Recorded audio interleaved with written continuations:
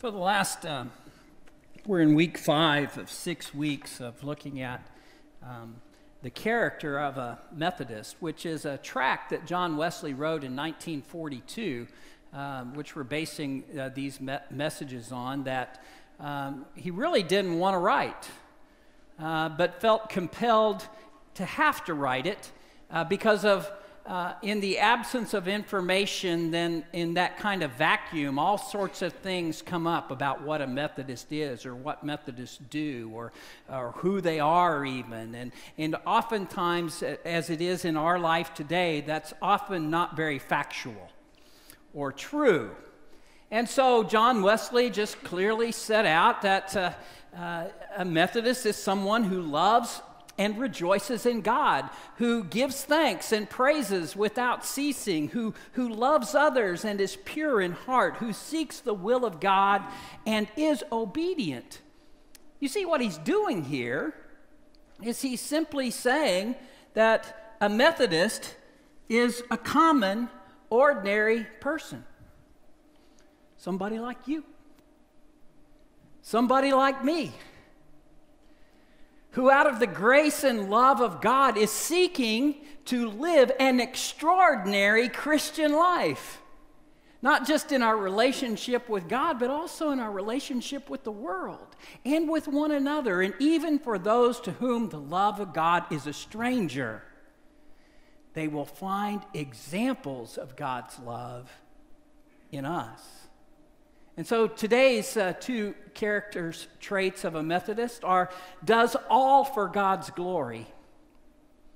And the second part of it, you don't really get to see on the graphic or the cover of your bulletin. That's just the nature of space.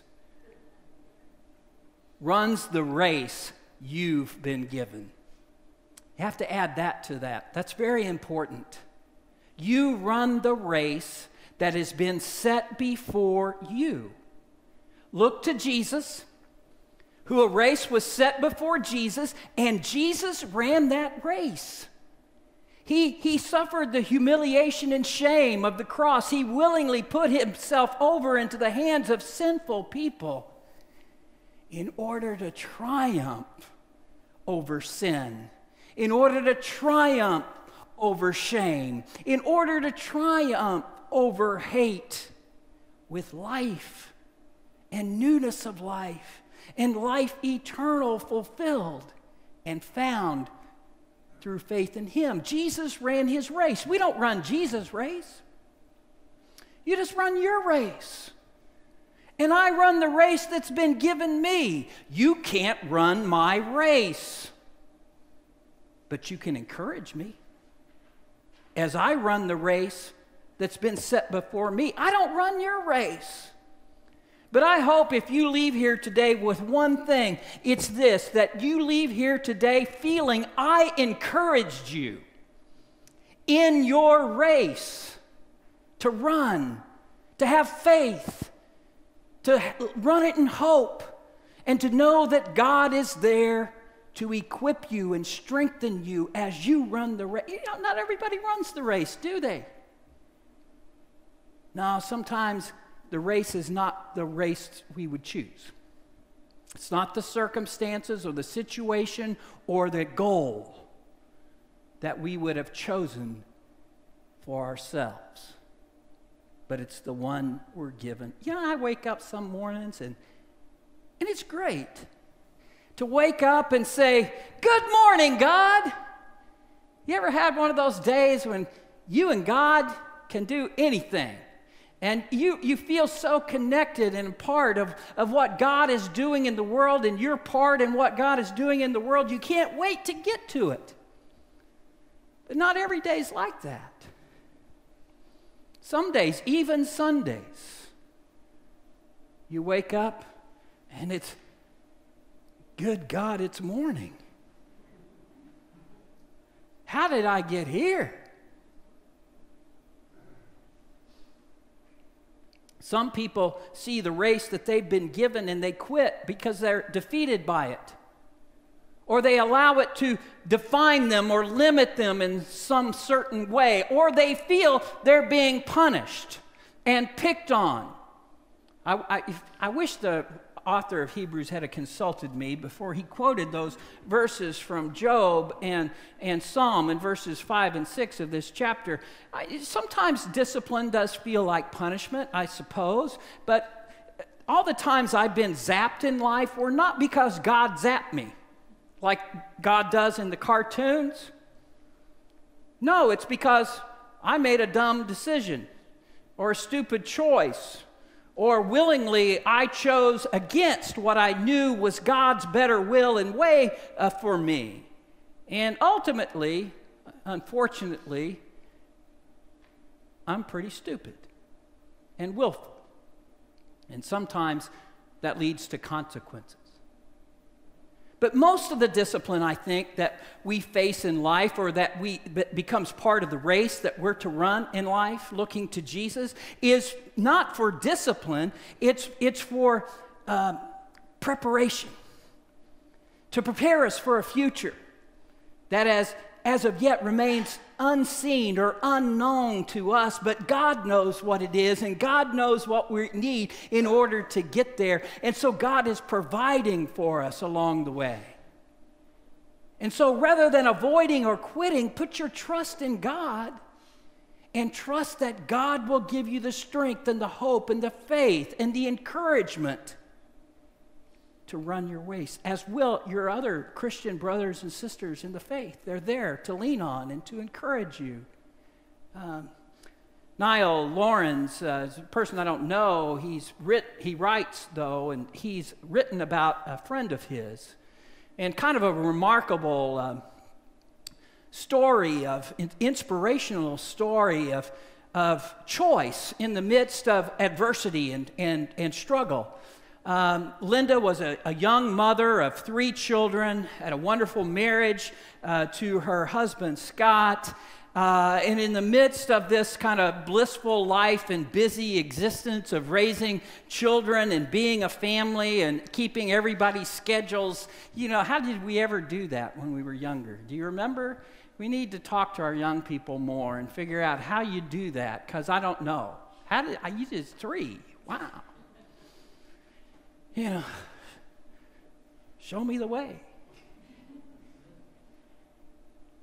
And in the midst of this kind of life comes the devastating news. You have cancer. And it's in the final stages. We can't cure you. We'll do our best to manage your symptoms, to ease your pain, but you only have a year. And Linda chose to not let cancer define her last year. She did the treatments. She followed the protocols to extend her life and to give her the best quality of life that she could have, and sharing with her children and her husband in that last year. And they already had plans to make a big trip. It was a big trip for them, and so it had to be planned for well in advance, because it was going to require resources and time and everybody together. And they were going to go to the Cayman Islands and scuba dive. They'd already started lessons at a local swimming pool. And so Linda kept those lessons with her family and went to those scuba diving lessons. And together they all got certified. And it was coming time to take the trip. And cancer's toll was very evident in Linda and her life. And she went to do lab work like you do when you're under these kind of treatments. And her blood counts were too low. She couldn't travel. But her doctors and the care team knew her courage and how important this was to her, and that her dedication to not allow cancer to define the last year of her life, but to live it fully with her family and keep all their plans and to make the memories that were now important for her to be able to make with them. They immediately admitted her to the hospital and gave her the IVs that they thought would boost her up, and miraculously somehow her body responded, and the next morning the counts were up, and she was boarding the plane with her family to the Cayman Islands. When they got there, it was everything they'd hoped it would be. They went out on the boats for their dives each day. The only problem was Linda could no longer dive. The cancer had so riddled her spine that it was brittle and ulcerated, and the tank she couldn't support with her back. And so she went out on the boat and watched her kids and her husband enjoy the dives and looked forward to them returning to the boat and hearing everything they had seen and seeing the pictures that they took down there. But the crew saw it. The crew saw her joy when she was with her family, but they also could see her sorrow when they went under the water and she was left in the boat alone. And they had a little meeting, and they decided they had to do something. And so they rigged up a mask with a breathing apparatus attached to it, and they found a long hose, and they attached that to an oxygen tank that they affixed to a styrofoam board. And they figured out a way to weight the styrofoam so that it could go under the water with Linda, but Linda wouldn't have to bear the weight of the tank on her back. And the divers volunteered 2 at a time to go down and to go with the styrofoam and the oxygen tank to keep it from tipping or falling off or getting knocked over and somehow becoming an anchor for Linda on the bottom of the seabed. And they went down, and they spent one glorious hour looking at the beauty of the coral and admiring the colorful fish and the sea life that was down there. Linda witnessed firsthand the joy of her husband and children in this magical place that living in Dayton, Ohio, you never get to see. And what a wonder it was, and how thankful she was to be sharing it with her family.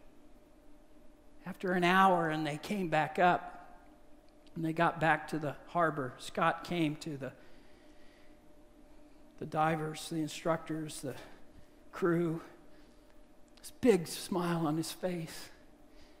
I can never repay you, but just tell me how much I owe for all the work that you did to make it possible for Linda to dive with us today. And to a person, they all looked at Scott and they said, no, we should pay you for what we experienced today.